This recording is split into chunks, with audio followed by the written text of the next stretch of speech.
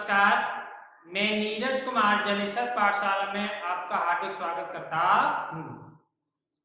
Class 7 के गणित के इस बैच में आज हम आपका पहला चैप्टर शुरू कर रहे हैं, लेकिन उससे पहले मैं आप सभी छात्राओं को कक्षा 6 में पास होने के लिए हार्दिक बधाई देता हूँ और आप कक्षा 7 में आपका यानी क्लास 7 में आपका हार्दिक स्वागत करते हैं। आज आपका पहला चैप्टर जिसका नाम है परमेय संख्या है। परमेय संख्या आपके लिए मान लो एक तरह से बिल्कुल नई चीज है जिसके बारे में अभी तक आप बिल्कुल अनभिज्ञ हैं। यानी कि परमेय संख्या क्या होती है, कुछ शब्द आपको यहाँ पे चैप्टर में संख्या को लेकर के परेशान कर सकते हैं, जैसे परमेय संख्याएं, पूर्णांक, प्राज्य संख्याएं, भाज्य संख्याएं, सम संख्याएं, ये कौन कौन सी संख्या होती हैं, कैसे कैसी होती है, उनको कैसे पहचान सकते हैं, इसके बारे में आज हम इस चैप्टर में चर्चा करेंगे।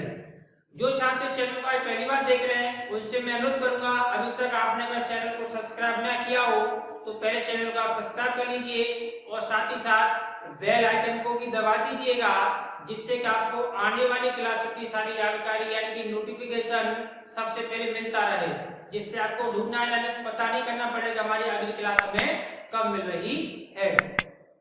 और यदि वीडियो आपको अच्छी लगे तो आप अधिक से अधिक अपने साथियों से शेयर करें और लाइक करें और वीडियो को अंत तक देखें, जिससे कि आप सारी चीजों को ध्यान से सीख पाएंगे। चलिए तो स्टार्ट करते हैं संख्याओं के बारे में। सबसे पहली संख्या हम आपको एक एक करके व्याख्या करते चलेंगे, आप उसको ध्यान से समझिए। मैं आपको यह सारी संख्या तो नहीं बताऊंगा, लेकिन जितनी भी जरूरी है आपकी इस स्टैंडर्ड यानी क्लास 7 को लेकर के वो सारी संख्या को डिस्कशन हम यहाँ पर करेंगे। तो सबसे पहले बात आती हमारी प्राकृतिक संख्या। कौन सी संख्या? प्राकृत, इसी को प्राकृतिक संख्या भी कहते हैं। प्राकृतिक संख्या यानी कि नेचुरल नंबर्स। नेचुरल नंबर क्या होते हैं? तो आपने देखा होगा जब किसी चीज को या किसी वस्तुओं को जिनमें जब हम गिनते हैं तो जिन संख्याओं का प्रयोग में लाते हो इस समय क्या होती है? हमारी प्राकृतिक संख्या होती है। जैसे मैंने कहा मेरे हाथ में कितनी उंगली हैं, तो आप बताएंगे सर 1 2 3 4 5। कितनी उंगली है? 5। अच्छा आपको बताइए आपने गिनती कहां से शुरू की थी? 1 से, 2 से, 0 से, -1 से, कहां से की थी? 1 से शुरुआत की थी। बिल्कुल सही जवाब। आपको मालूम, आप नहीं सोच रहे होंगे कहां से शुरुआत की आपने? 1 से। यानी कि अब हम कह सकते हैं कौन सी संख्या प्राकृतिक संख्या कहलाती है?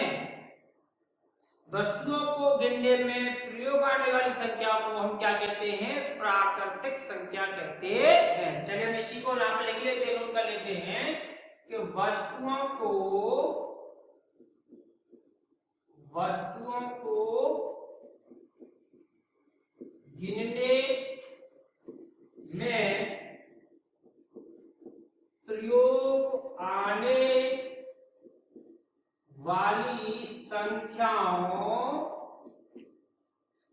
को क्या कहते हैं हम? प्राकृतिक या प्राकृतिक संख्या कहते हैं। तो वस्तु को गिनने में प्रयोग आने वाली संख्या को प्राकृतिक संख्या कहते हैं। कौन सी संख्या कहते हैं? प्राकृतिक संख्या कहते हैं। इसको हम हमेशा किससे प्रदर्शित करते हैं? नेचुरल नंबर, इसलिए उसको हम n से प्रदर्शित करेंगे। और ये हमारी शुरुआत कहां से होती है? ये शुरुआत होती है हमारी 1 2 3 4 5 और एंड सो ऑन का मतलब आपको होता है आपकी ये संख्या कहां तक है? अनंत तक है, यानी इनका कोई अंत नहीं होता। अब आगे जो दूसरे नंबर की संख्या आती है जो इससे ठीक रिलेटेड होती है, ये संख्या की जब तक मैं जानकारी हुई थी तब तक मैं इनसे अपना काम चला रही, लेकिन जैसे अपने भारत ने शून्य की खोज की, किसकी खोज की?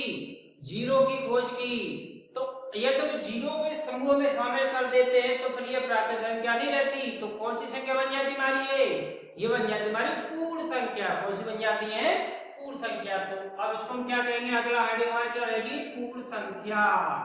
या पूर्ण संख्या क्या होती है हमारी? पूर्ण संख्या, जिसको हम इंग्लिश क्या कहते हैं? होल नंबर्स कहते हैं। क्या कहते हैं? होल नंबर्स कहते हैं।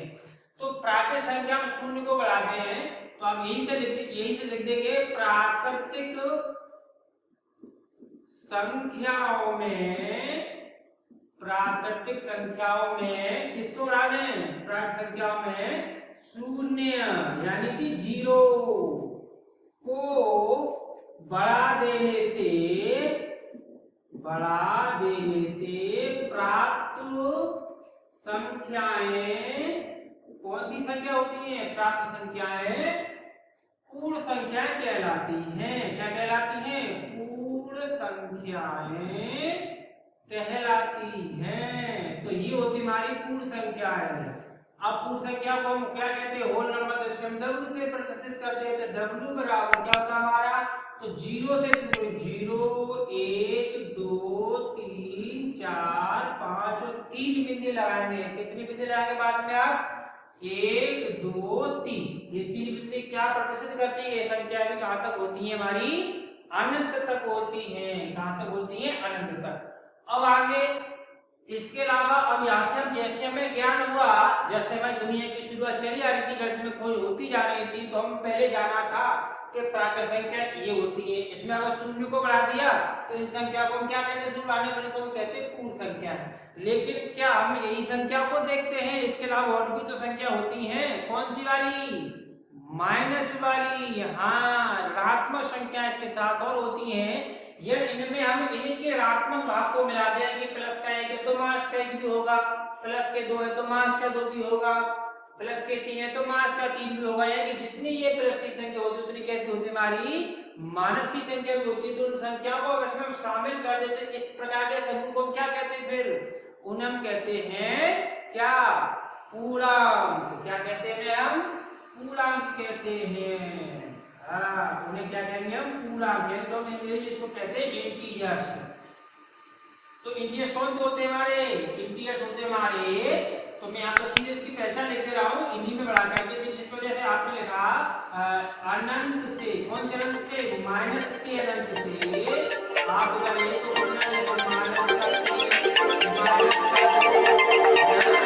माइनस का 3 माइनस का 2 फिर माइनस का 1 0 प्लस का 1 प्लस के 2 प्लस के 3 और 3 4 बिंदु आप कहां तक जाएंगे? प्लस के अनंत तक जाएंगे। तो ये संख्या भी क्या कहलाती है? पूर्णांक कहलाती है। अच्छा, हम आपको यहाँ एक बात और बताएंगे। पूर्णांक तो क्या है वास्तव में? पूर्ण प्लस अंक 2 शब्दों का योग है, जिसको हम संधि कहते हैं। पूर्ण प्लस अंक बराबर क्या बनता है आपका? पूर्णांक। तो क्या बनता है? पूर्णांक। अब ये पूर्णांक का तात्पर्य वास्तव में होता क्या है ये हमें समझ लेना है, क्योंकि हमें आगे जब चैप्टर पढ़ेंगे तो पूर्णांक शब्द का ये बार बार प्रयोग करेंगे। पूर्णांक पूर्णांक पूर्णांक। तो हमसे पूछेंगे, जैसे उन्होंने कहा कि 5/2 क्या एक पूर्णांक है? तो हमारा उत्तर होगा नहीं। लेकिन क्यों?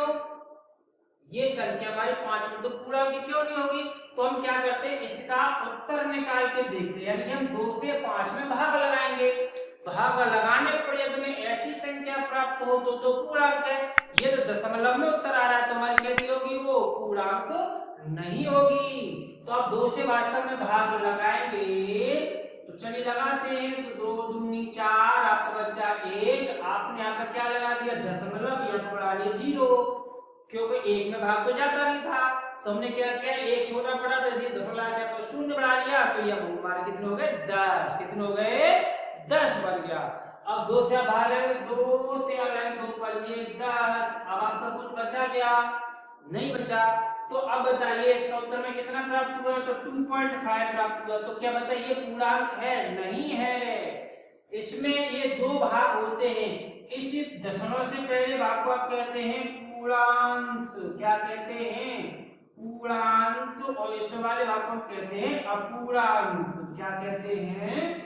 अपूर्णांक। यानी कि ये पूर्णांक है, पूर्णांक मतलब ये संख्या का पूरा भाग है क्या अधूरा भाग है, आप इस तरह से समझ लीजिएगा।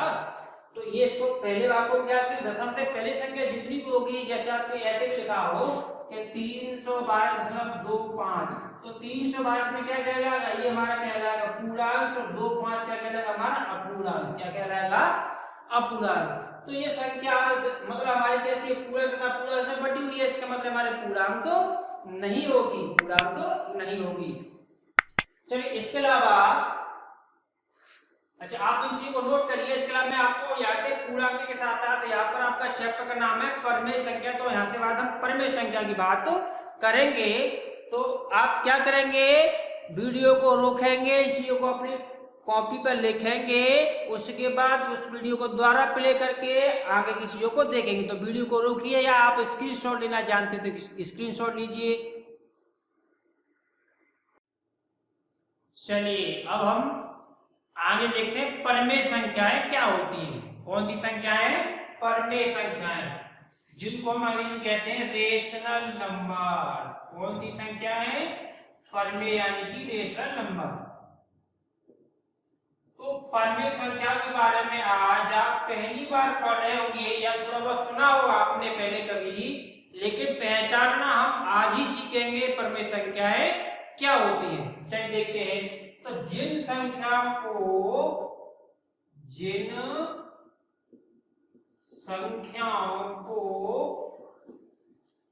हम a/b के रूप में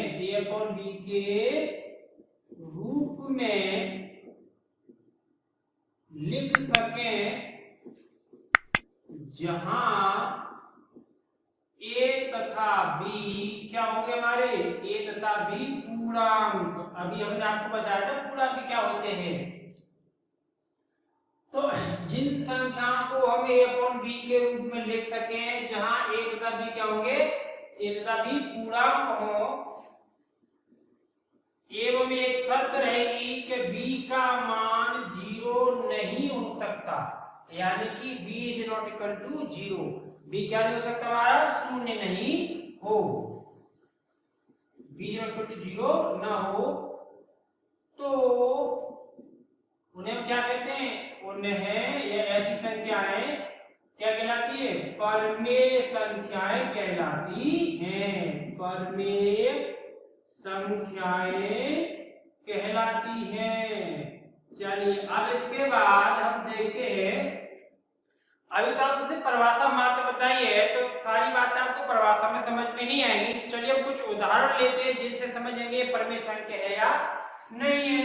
तो जैसे हमने कहा आपसे 3/2, तो देखो a/b के रूप में है, लेकिन नीचे की संख्या क्या, मतलब ये कहा था हमने आपसे कि जिन संख्याओं a/b के रूप में लिख सकते हैं, लेकिन ये नीचे वाली संख्या b, इसका मान कभी शून्य नहीं हो सकता। मतलब आप ऊपर जैसा आप लिखा 4/0 या जो भी लिखा, तो ये आपकी क्या परमेय संख्या नहीं होगी, क्योंकि हमने शर्त में क्या रखा है? a और b हमारे पूर्णांक हैं। लेकिन पूर्णांक हमने आपको बताया था, पूर्णांक में तो मास की संख्या भी आती है, शून्य भी आता है, प्लस की संख्या भी आती है। तो फिर क्या हम 0 को भी रख सकते हैं b का मान? नहीं। ये शर्त हमें क्या है याद रखनी है। पूर्णांक तो होंगे b के मान, लेकिन पूर्णांक में b का मान शून्य नहीं हो सकता, शून्य पूर्णांक है। तो जाहिर सी बात है b का मान शून्य रख सकते हैं इसके अनुसार, लेकिन उन्होंने शर्त लगा दी कि b का मान आप शून्य नहीं ले सकते। मतलब ये वाला बात, ये वाला पॉइंट आपको याद रखना है। तो ये परमेय संख्या नहीं होगी। ये वाली संख्या आपकी कैसी होगी? ये संख्या तो परमेय होगी, है ना। चाहे तो उसको हम नोट करते चलते, संख्या परमेय होगी। आगे लिख दिया संख्या कैसी हमारी? परमेय है।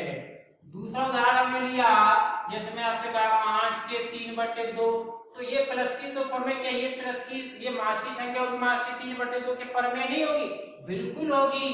ये संख्या भी कैसी होगी? परमेय। लेकिन इसके साथ एक बात हम आपको बता दें, 3/2 आपकी भिन्न है। क्या है? भिन्न।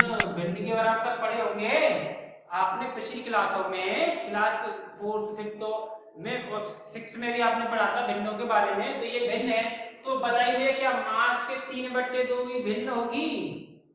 बताइए। मुझे लग रहा है आपका जवाब हम है, लेकिन मैं आपको बता दूं ये हमारी भिन्न नहीं होगी, ये भिन्न नहीं होगी, भिन्न नहीं है। अब देखिए दोनों बात ध्यान से समझिएगा। 3/2 परमेय तो है, लेकिन भिन्न, वो 3/2 परमेय है और भिन्न भी है। लेकिन मानस के 3/2 परमेय तो होगी, लेकिन भिन्न नहीं है। क्यों नहीं है? क्यों आपकी संख्या क्या माइनस है? यदि किसी एस मतलब बटे में a/b के रूप में कोई संख्या लिखी हो तो पर में तो कन्फर्म है, पर में तो होगी, शर्त क्या है कि b का मान शून्य ना हो, यानी कि उसके हर का मान शून्य ना हो, अंश भले ही शून्य हो जाए, अंश की जगह मतलब a का मान भले ही शून्य हो जाए लेकिन b का मान शून्य नहीं होगा। ये दो संख्या मास में दे रखी तो संख्या मास कैसे 3/2 पर में तो है लेकिन भिन्न नहीं होगी, तो ऐसे करके आपको उलझा के प्रश्न पूछा जा सकता था, आप ध्यान रखिएगा। एक और उदाहरण लेते हैं, जैसा नाम हमने आपसे कहा कि शून्य, शून्य क्या बताइए एक पर में संख्या के नहीं है, तो चलिए हमने आपको पता शून्य भी क्या होती है हमारी, शून्य भी एक पर में संख्या होती है। ये प्रश्न आपसे कोई पूछ सकता है, आप याद रखिएगा शून्य हमारी कहती है पर में संख्या है। क्यों पर में संख्या है? तो इसका जवाब कैसे नोट करिए आप, शून्य को 0/1 रख दीजिए या 0/2 रख दीजिए या 0/8 कर दीजिए, जो भी आप बटे में कुछ भी कर लेंगे वो बटे में b का मान क्या बता रहे हैं, b का मान शून्य नहीं होना चाहिए, यानी कि हर का मान शून्य नहीं होना चाहिए, भले ही अंश में शून्य हो उस समय कोई फर्क नहीं पड़ता, ठीक है ना। तो जीरो भी हमारी कहती है एक पर में संख्या है, क्योंकि हम 0/1 0/2 0/8 कुछ भी ऐसे लिख सकते हैं, सब का मान क्या है, ये सभी जीरो है, चाहे भले 0/1 रखे लेकिन फिर भी क्या हमारा जीरो ही है, शून्य ही माना जाएगा, इसलिए हम इसको a/b के रूप में तो लिख रहे हैं। परिभाषा क्या कह रहे थे भाई कि जिन संख्या को हम a/b के रूप में लिख सकते हैं, जिन संख्याओं को हम किसमें a/b, तो देखो हमने a/b के रूप में लिख लिया, b का मान शून्य भी नहीं है, ये भी शर्त हमने पूरी कर दी, इसका मतलब शून्य हमारी कहती है एक पर में संख्या है। ये बहुत ही महत्वपूर्ण क्वेश्चन आप इसे याद रखिएगा, ठीक है। तो ये होती हमारी पर में संख्या और कुछ महीनों के बारे में आपको यहाँ पर बताया था। अच्छा, इसके साथ हम कुछ बेसिक चीजें और पिछली क्लास के बाद नोट कर लेते हैं, जैसे सम संख्या क्या होती है, समूह संख्याएं, तो आपको याद आया होगा कि सम संख्या कौन सी होती है, जो संख्याएं 2 से विभाजित होती है हम क्या कहते हैं, सम संख्या कहते हैं, यानी कि 2 से विभाजित या 2 से कटने वाली सभी संख्याएं, किससे 2 से विभाजित होने का मतलब 2 से कटने वाली सभी संख्या हमारी क्या कहलाती हैं, सम संख्या कहलाती हैं। तो उसको हम ऐसे नोट कर लेंगे, क्या कहेंगे, 2 से विभाजित, 2 से विभाजित होने वाली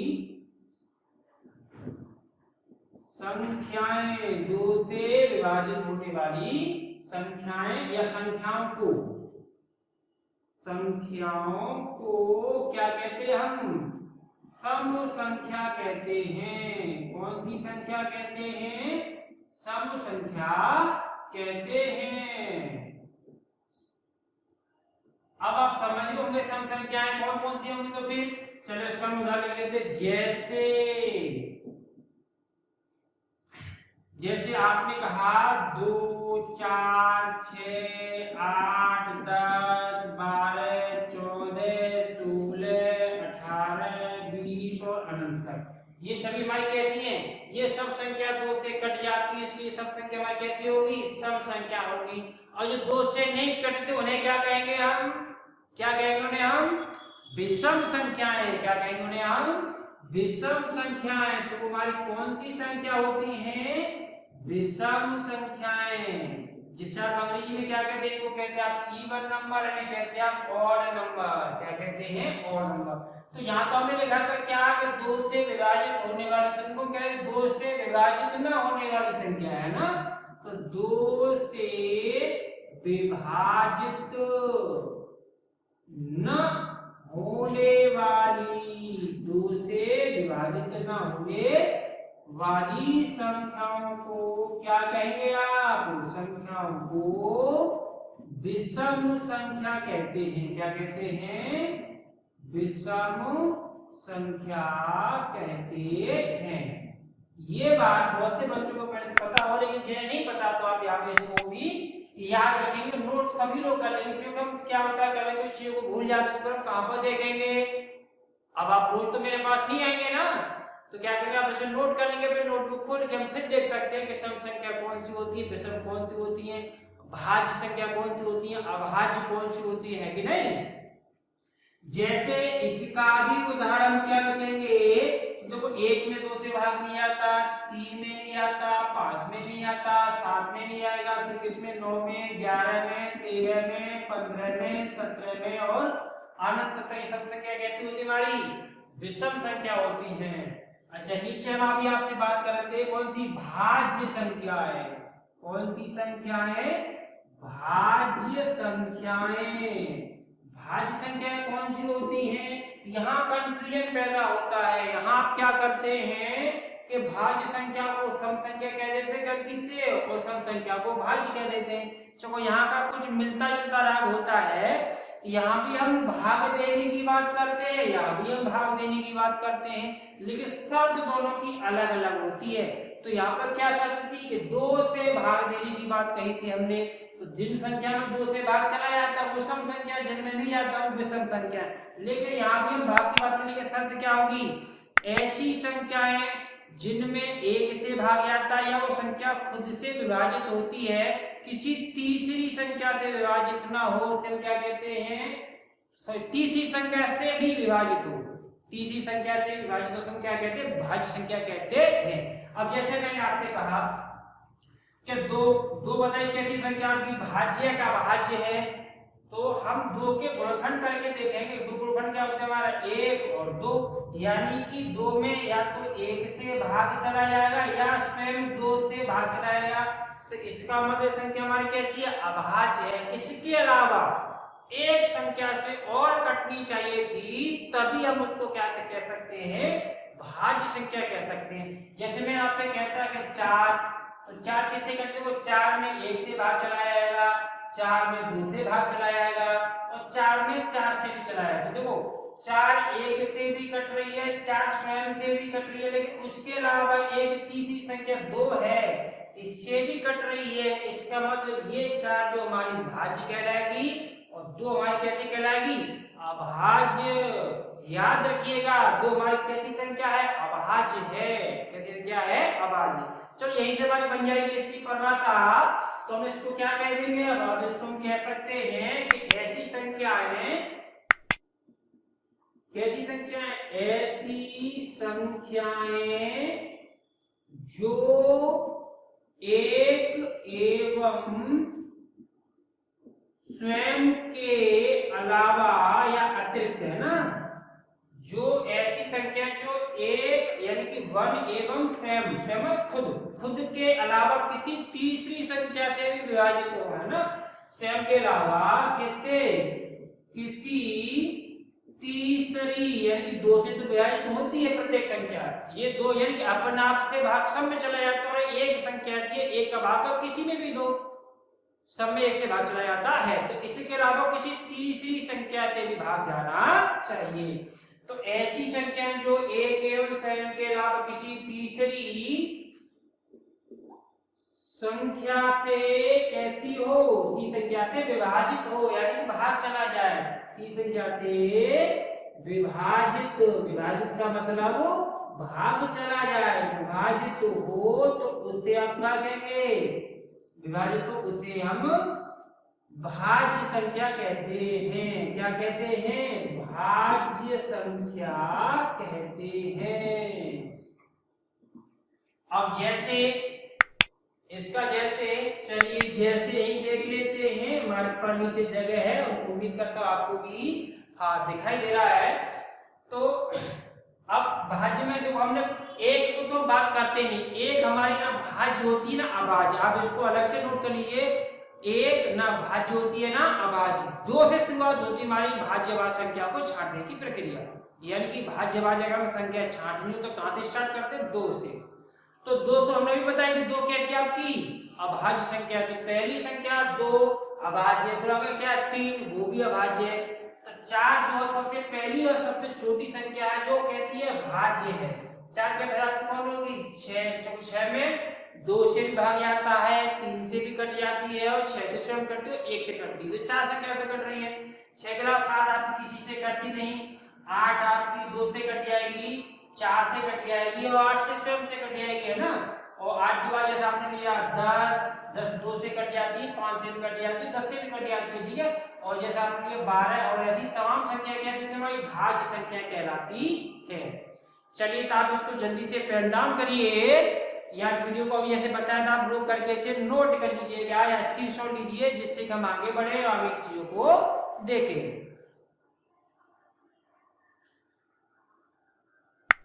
चलिए तो अब आगे चीजों को हम देखते हैं। अब इसके दूसरा पार्ट क्या था हमारी अभाज्य संख्याएं। अभाज्य संख्या हमारी क्या होती है उसके बारे में हम चर्चा करेंगे। अभाज्य संख्याएं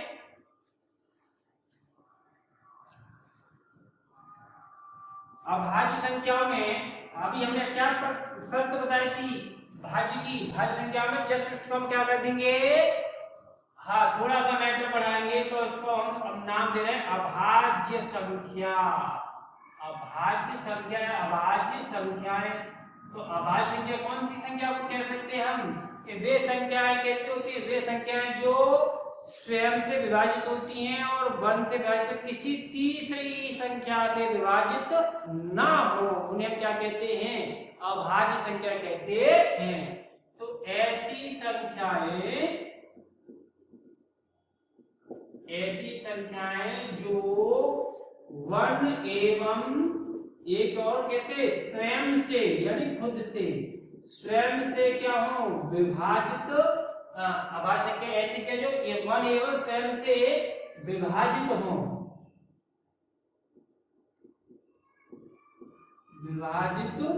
हो, अर्थात किसी तीसरी संख्या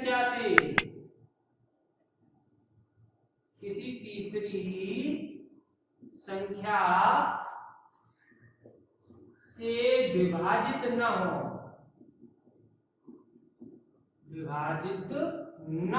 तो उन्हें क्या कहते हैं अभाज्य संख्या कहते हैं। क्या कहते हैं हम अभाज्य संख्या कहते हैं। तो इसके उदाहरण क्या होंगे, तो जैसे अभी मैंने आपको बताया सबसे छोटी अभाज्य संख्या क्या होती है हमारी, तो वो होती है 2। एक को तो हम पहले बता दिया आपको, एक ना भाज्य होती है ना अभाज्य होती है। 2 होती है पहली संख्या, फिर 3, 4 को अगर नोट कर चुके 4 होंगी नहीं, कौन सी होगी 5, 6 नहीं होगी कौन सी होगी 7, 8 नहीं होगी कौन सी होगी 9।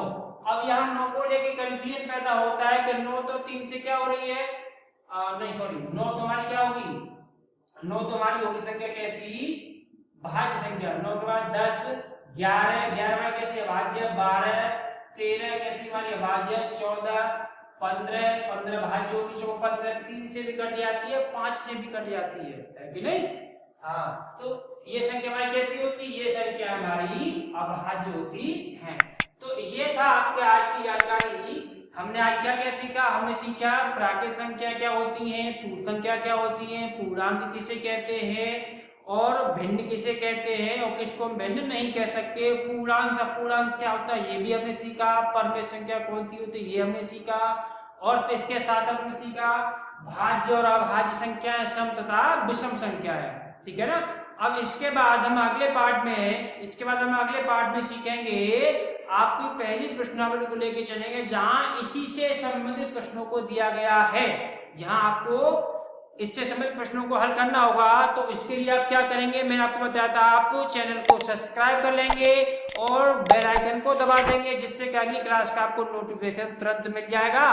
और यदि वीडियो आपकी अच्छी लगी हो तो इसे प्लीज आप लाइक करिए और अधिक से अधिक शेयर करिए। धन्यवाद।